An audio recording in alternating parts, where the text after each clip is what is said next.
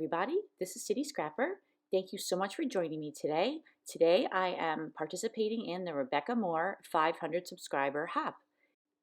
We're so happy for Rebecca that she has reached the 500 subscriber mark, and to celebrate we are doing a hop in which we are scrap lifting one of her layouts.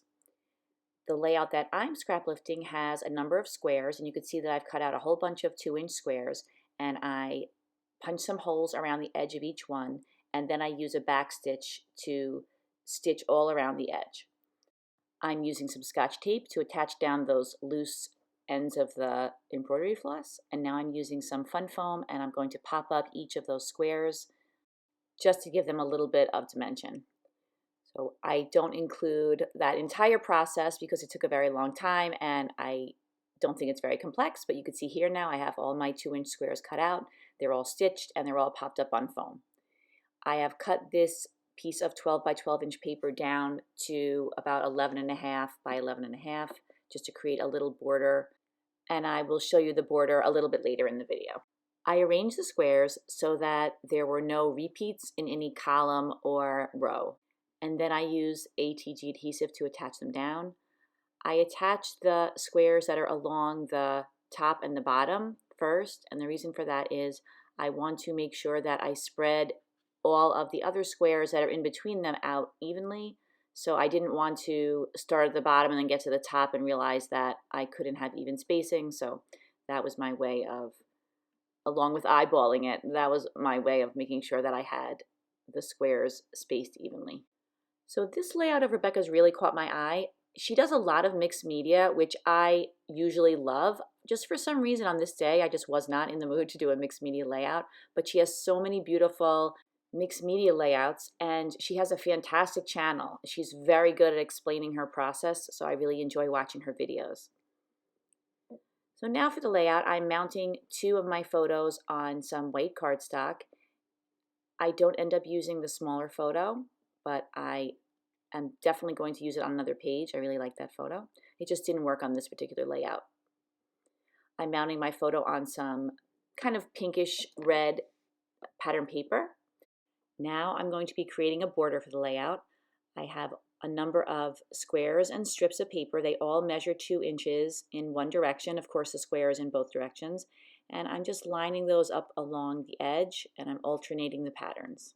The paper collection that I'm using is the Bow Bunny Christmas in the Village collection, and I just have the 6 by 6 inch pad, so that was all I needed for this particular layout. In order to make the background a little more quickly, I just went ahead and added the ATG adhesive right to the piece of cardstock. That's just a plain piece of American Crafts textured cardstock. And the photo that you saw earlier that I'm going to be using is a photo of my older daughter making gingerbread cookies at Christmas time.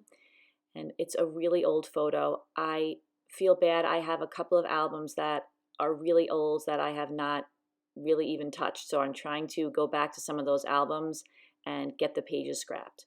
The thing is, when you wait so long, it's hard to remember all the details, and I haven't journaled about anything, so I feel bad I waited too long, but I still want to get the picture scrapbooked, so I'm trying to go back now to that album and get it all done. So now I'm attaching my photo down. Once I put my photo down, I realize I'm going to have to put some foam on the right-hand side of it. But first I'm going to attach the background together, the 2 sheets of it together. So just put a little ATG adhesive and layered the white piece of cardstock on top of the one that I just created using the scraps. Now I'm going to stitch around the outside. Whoops, drop my little tool there. I liked the way the stitching looked on the small squares, and I thought it would look good to stitch all around the outside of the layout. I'm using this Amy Tangerine little set that I bought in Marshall's a long time ago. It's just a little poker tool and a little mat to put behind it, and I'm just using the ruler and punching a hole about every 1/4 of an inch. And I don't show this whole thing, and I ended up stitching a lot of it on my lunch hour, although I didn't finish it, so I end up just continuing with the scrapbooking process, and then that is the very last thing that I do off camera. But I did stitch all the way around the outside. Now I've added a small strip of foam underneath the right side of the photo so that it'll sit properly on the page. And now I'm adding some poinsettias to the page. or you may pronounce it poinsettia. In my area, we say poinsettias, even though there's an I in there, and it probably should be poinsettias. Anyway, it must have been a couple of years ago now. I was thinking how I really am not getting enough use out of some of my dies. I use the floral stems all the time, but I wasn't using, for example, this set of dies. So I pre-made all of these flowers, and it was kind of nice to find them in my stash, ready to use and already made. So now I'm going to arrange them and attach them to the background. I made sure that I had one pink and one blue in each of the clusters. And here I'm popping up one of the white ones on some foam just to give it a little bit of dimension. I also wanted to position the pink and the blue flowers so that they will kind of separate the white ones from the white backgrounds, just to make the white ones a little bit more visible. And this is usually the part of the layout where I really just play around a lot. I want to make sure that I have all of the embellishments positioned in a way that I'll be happy with. I switched two of the flowers. You could see the flower on the top looks a little bit wonky, so I was thinking that that one will be layered and you won't see part of it, so I put the little bit better looking one on the bottom there so that you won't see the oddness of the one flower. But then it turns out that I layered the pink flower over the white flower on the bottom anyway, and that's just how it goes with scrapbooking. You never know what's going to get covered up and how things are going to be layered until you do it. And I'm using the ATG adhesive to attach these down, and I thought that that would hold them down, but it really didn't. I had to go back in with some glue because they started kind of floating around the page. But the ATG adhesive holds it in place for now, and I often go back to my layouts after I'm done and I glue things down that I don't feel are going to stay down in the long run. So now I'm trying to get this title off of the backing. It took a little bit of struggling, but I finally got it off. That is a Fancy Pants sticker set, and I have pulled off a sticker that says holiday, and then I'm going to take this journaling card that was in my stash that says joy, and I'm just fussy cutting it out and leaving a little bit of the pink border. So it's going to be called Holiday Joy. And I found another journaling card that had this little journaling spot on it, so I thought that would be perfect. It's just the right shade of blue. And I'm going to tuck that in among the poinsettias, and I'll go back later and journal. Like I was saying, I don't have any memories of this in particular. I remember where we got the gingerbread mix from, and I remember making gingerbread cookies, but it was just a nice holiday activity, and I don't think that anything monumental happened, but I do wish that I had journaled or recorded this memory a little bit sooner. Maybe I would have remembered something else.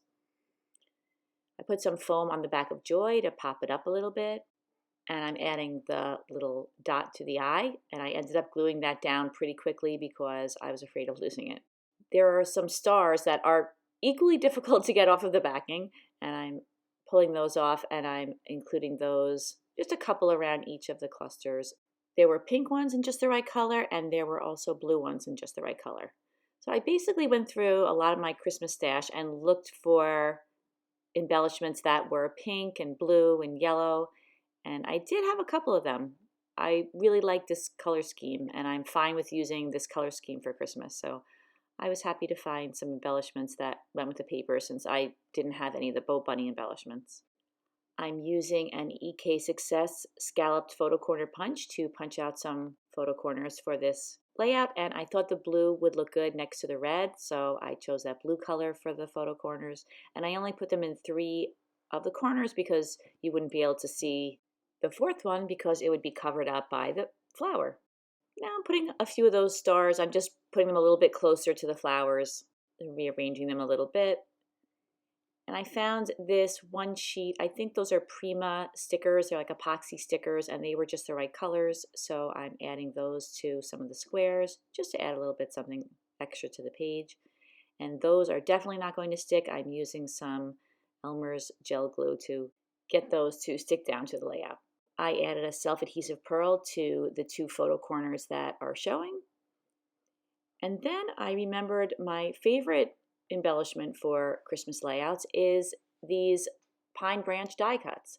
I have them in a little bag and I had forgotten about them, so I pulled those out, and I had some in pink, and I had some in kind of a bluish green color, and I also had this more of a traditional green color.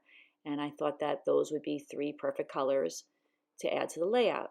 Now normally I put a whole bunch of these down. I just decided I wanted to add just a couple. I just wanted each of the clusters to have a little bit of foliage mixed in. So I'm just going around and trying to figure out what colors and what arrangement would look best.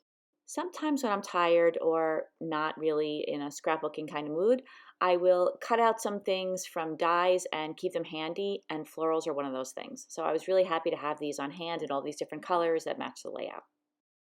I'm going to be adding one more little touch. I have some cute little gingerbread stickers, so I take a little gingerbread man and add him to the right of the little joy sign, and that is the last touch on this layout. Thank you so much for watching, everybody. I am so happy to be taking part in this hop for Rebecca Moore's 500 subscriber celebration. You can check out all her wonderful videos on YouTube, and also she's on Instagram as Precious Pages Papercraft. And please check out all the other ladies following along with this hop. Thank you, everyone. Take care. Bye-bye.